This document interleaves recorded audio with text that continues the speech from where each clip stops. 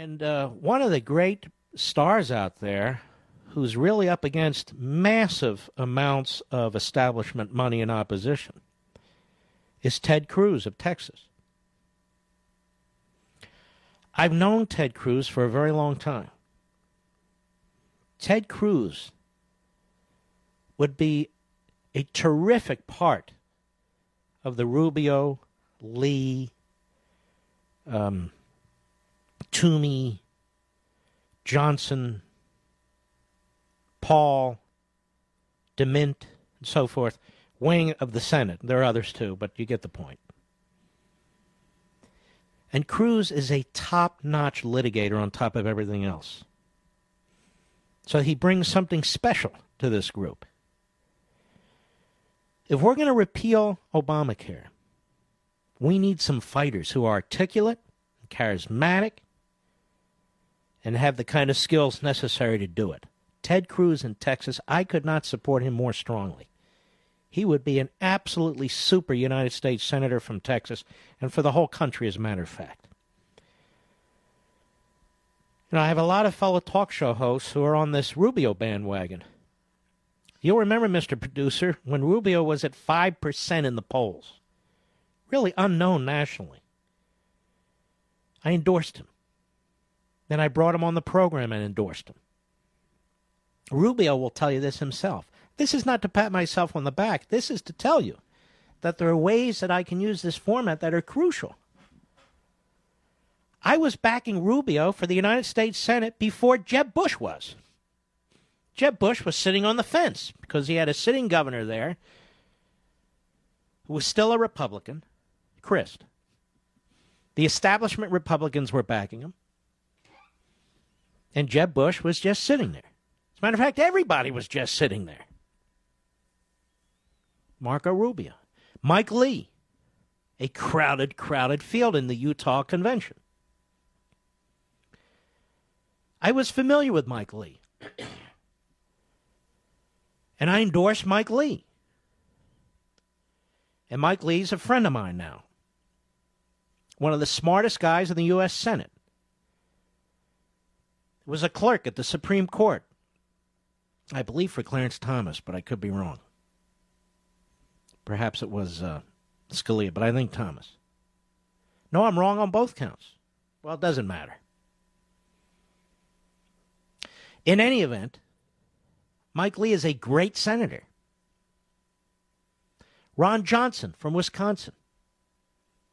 Self-made entrepreneur, businessman. He's been a great senator, and I could go on. We have these pearls out there, and we need to identify them and get behind them. It's not enough to vote Republican. We're in a Republican primary season. You have to vote conservative. We supported other candidates who lost, and my various nemesis out there will tell you that. These are people who never mention the establishment Republicans who lose, from John McCain on down. And so they attacked efforts by the Tea Party and other conservatives to promote conservatives. I'm proud of every one of the candidates that I endorsed. And I'm thrilled that so many of them got elected. I don't pretend to be a kingmaker. You're the kingmaker. Or the queenmaker. You're the people who make these decisions. I mean, even in this presidential race, a lot of you say, oh, Mark, you're blowing smoke. I love your show, but I disagree. Great. Stay with me. You don't have to agree with me. But we've got some very, very important congressional races going on here, and I'm going to make it my duty to continue to do what I've always done and focus on. I know other hosts will come later and say they're going to do it. They can do whatever they want. I control this program. I've had Ted Cruz on here before, and we're going to go into Indiana with Murdoch. And we're going to go into Ohio. And we're going to go into Nebraska with Stenberg. We're going to go into a number of these states. And we're going to get the same establishment saying, oh, no, only our guy can win. And, of course, their guy often loses. I say this. The people in these congressional districts in these states, like the people nationally, don't want to live in a republic, then they won't. But let's at least give them a shot at it. We'll be right back. I am a huge Ted Cruz fan. I consider this Republican primary and the race for the Senate in Texas to be crucial. Right at the top of the list, tedcruz.org. Do I have that right? tedcruz.org. Ted, how are you, my friend? I am doing terrific. It's great to be with you, Mark. Well, it's my pleasure. Now, remind me, I'm a little slow on the uptake. When is the primary in Texas? It is May 29th. It is 69 days from today. And is it open or closed to Republicans? It is open to anyone who shows up. Anyone who shows up. Who's a registered voter. Of course, you're not allowed to show a photo ID, are you? Well, and sadly, the Obama Justice Department has jumped in and tried to stop our photo ID law. And you know, beyond that, the United Nations, the Human Rights Council, launched an investigation. I mean, you can't make this stuff up, Mark. Are they sending representatives from Syria into Dallas to keep track of the polling places? I'm just curious. When you have nations like Cuba and Communist China sitting in judgment of the United States, you know, they don't need photo IDs in those countries because they don't allow them to vote. No. Now, Ted Cruz, is it a crowded field that you have there? I know you have some very wealthy people running against you. Well, there are a number of candidates in the race, but it has essentially become a two-person race between me and the Lieutenant Governor, David Dewhurst, who is very much an establishment moderate. The polls show him at 38%, and I'm in second place at 27%, and everyone else is in the single digits. So we have been surging in the polls. He's been a statewide elected official for 15 years, has universal name ID, unlimited cash, but he is also someone who is very much a moderate. He proposed a wage tax in Texas that was nothing more than a fancy disguise for a personal income tax. He supported in-state tuition for illegal aliens. I very much disagree with him on that. He's exactly the sort of go-along-to-get-along moderate Republican that has plagued the Senate for a long, long time.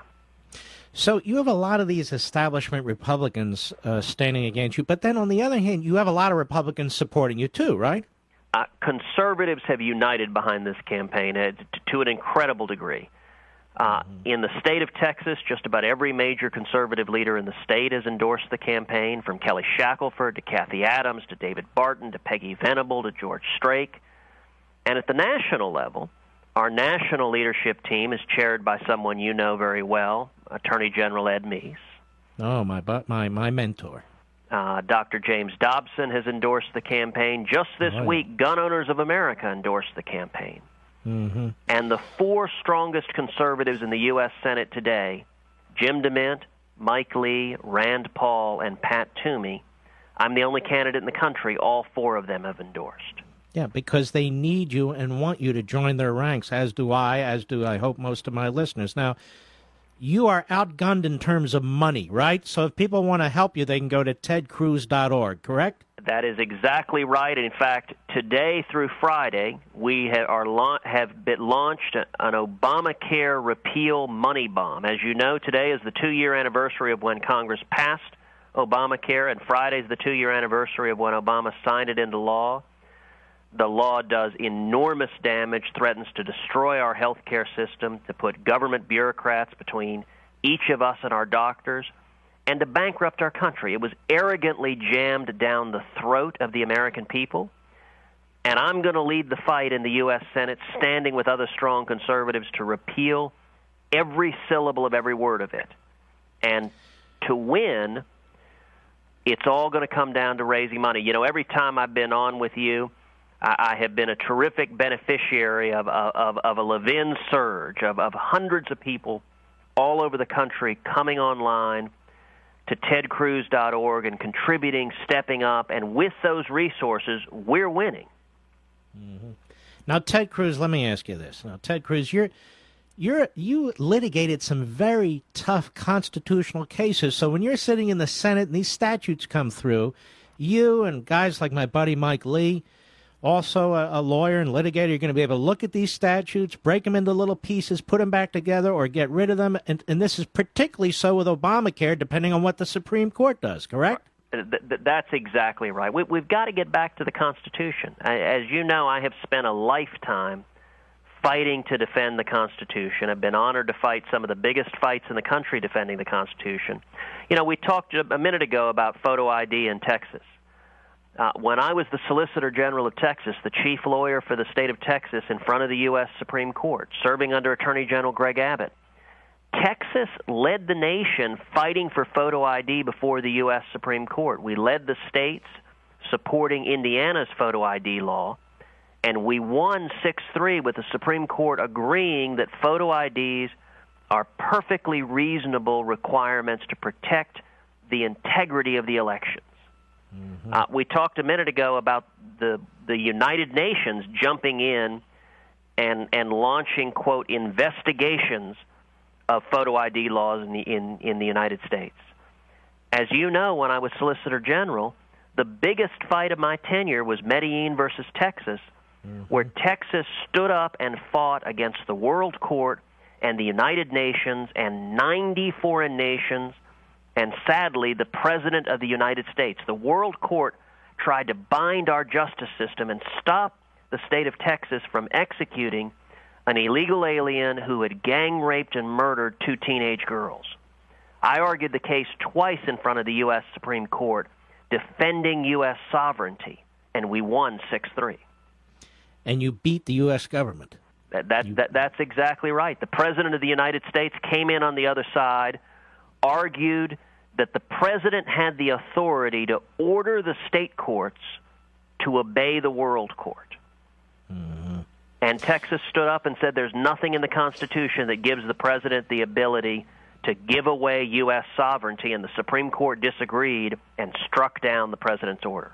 And this is the point, ladies and gentlemen. We need a constitutional conservative, somebody who has gotten their hands dirty defending the Constitution against the overreaching of the central government. We need somebody like Ted in the U.S. Senate who has these skills, this experience, and so we just cannot afford any more of these country club Republicans. I'm not against country club Republicans, but I don't want them as my senator. That's the point. We need somebody who's going to fight, somebody who understands the ways of Washington, somebody who's defended state sovereignty, somebody who's defeated the World Court, somebody who's defeated the U.S. Justice Department, and your lieutenant governor hasn't done any of those things. That's exactly right. This race presents a clear, simple choice between a timid career politician and a strong conservative fighter. And, you know, the stakes have never been higher. The Senate is at a tipping point. If we don't grow the numbers of strong constitutional conservatives, if we can get up to 10 or 12 or 15 strong constitutional conservatives in the Senate, it will transform the U.S. Senate. That will be enough to drive a conservative agenda to repeal every word of Obamacare, to dramatically shrink the size and power and spending of the federal government, to get back to the Constitution and the 10th Amendment, to save our nation from the crippling deficits and debt that threaten to destroy the future for our kids.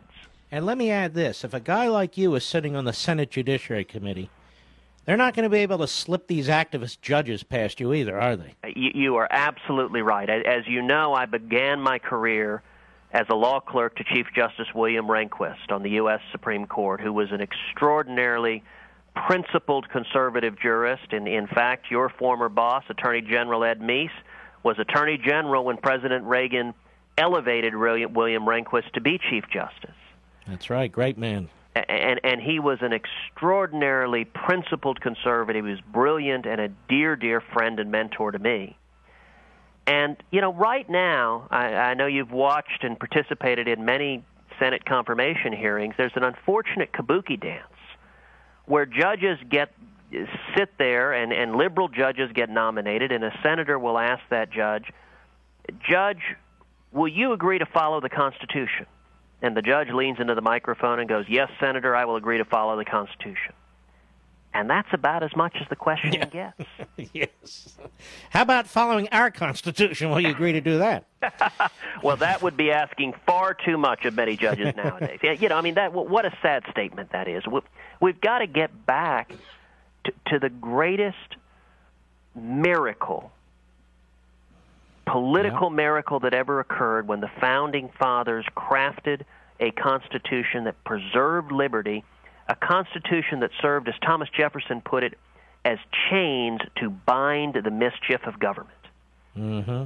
Those chains, the Obama administration is trying to rip them asunder, and you and I both know it didn't start with Obama.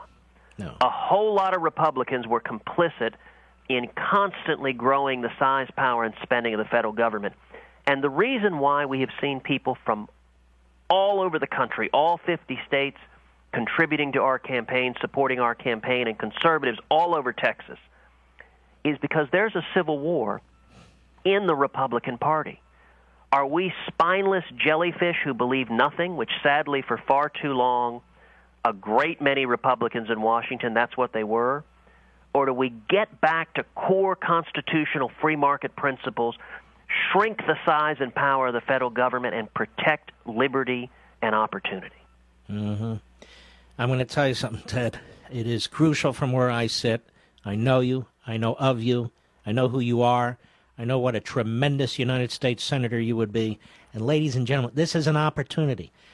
I have endorsed Ted, not so much because of Ted, but because of us. We got to save this country, and we need guys like Ted.